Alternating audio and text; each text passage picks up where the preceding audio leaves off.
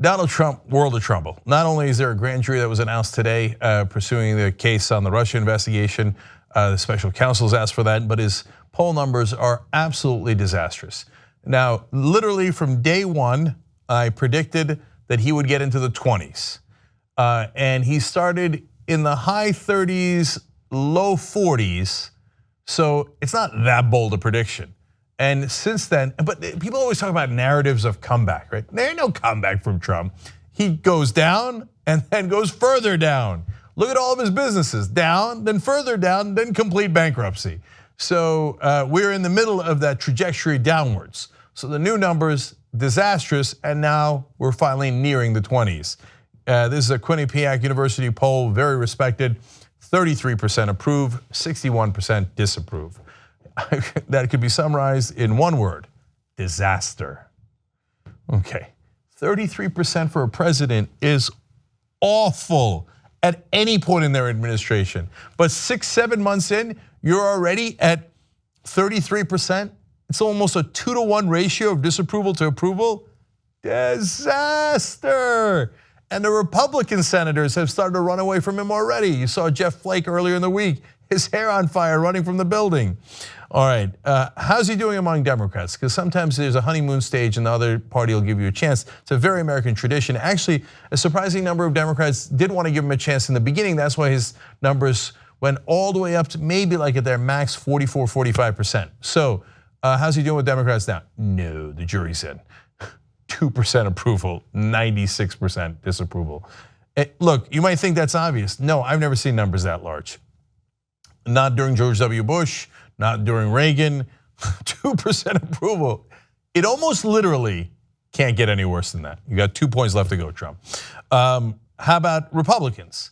Now, of course, much healthier number with the Republicans, but these are not good numbers either. 76% approval, you might think that's really high, 17% disapproval. Sure, I mean, that's a nice ratio for them, but that number has gone down significantly. Normally you'll hold easily 85% of your own guys, especially when you're president. And if you're doing well, you'll go up to 95%, et cetera, right? To be down to 76% and dropping. And I think he lost about 9 points with Republicans recently. So part of the reason he's losing Republican voters are they're finally figuring out what I've been telling them also actually before day one for about 2 years during the primaries and the general election. I said he could win. I said he's a populist. You got to watch out. You got to be careful. But the number one thing about Trump is that he's incompetent. So now the Republicans are going, oh, he couldn't pass the healthcare repeal of Obamacare. He couldn't pass anything. He's not doing anything right. The other problem is that he's firing somebody every single week. You're not an apprentice anymore, okay? You're not supposed to fire one person each week. So the incompetence is just now so obvious that even a decent chunk of Republicans are going, yeah, that looks pretty bad. And conservative media has started to turn on him. So Levin, of all people, so talk radio, Breitbart even, and now lately Drudge Report starting to criticize Donald Trump. World of trouble. But most important is independence, because there is now a significant chunk of independents. People always talk about the two ends and how the country is so polarized, but the independents grow every single day. And in the old days, independents sometimes would be Republican light or conservative light. These days, no, independents are truly independent and they can swing in either direction, and they definitely do swing elections. So this is the most important number. 34% approve, 60% disapprove. So now that's not the 96% disapproval that Democrats have, but 60% disapprove is really bad. Only 34% among independents means he has lost the middle of the country. So if you think he's competent enough to mount a comeback and actually regain them, have at it, Hoss. How much would you like to bet on that? Because that ain't gonna happen. It's only gonna go further down. All right, now more bad news. 63% of respondents feel Russia attempted to influence the election.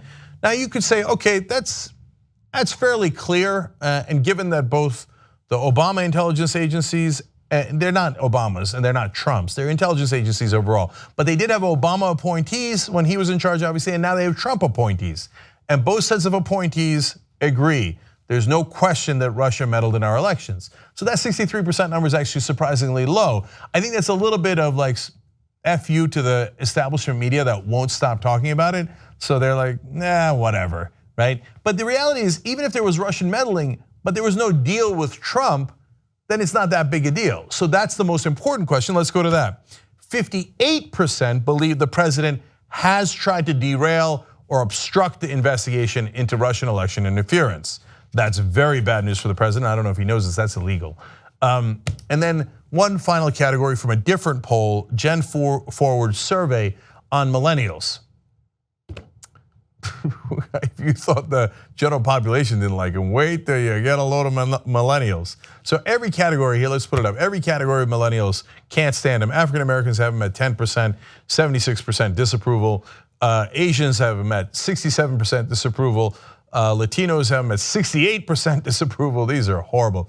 But look, the white vote is what got him the presidency in the first place. And among millennials, they're not buying it. They're not going along with the rest of the white population, especially the evangelical white population that voted for him at an 81% clip. No, among white millennials, 29% approval, 55% disapproval. So, Mr. President, there aren't a lot of people that still like you. And this is not 3 years in, this is not the second term.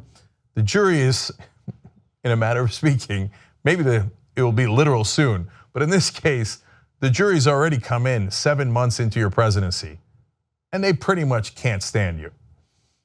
And they're right. Support independent media and get the whole Young Turks 2-hour show and other network shows all ad-free. TYTnetwork.com/join. Come join us today.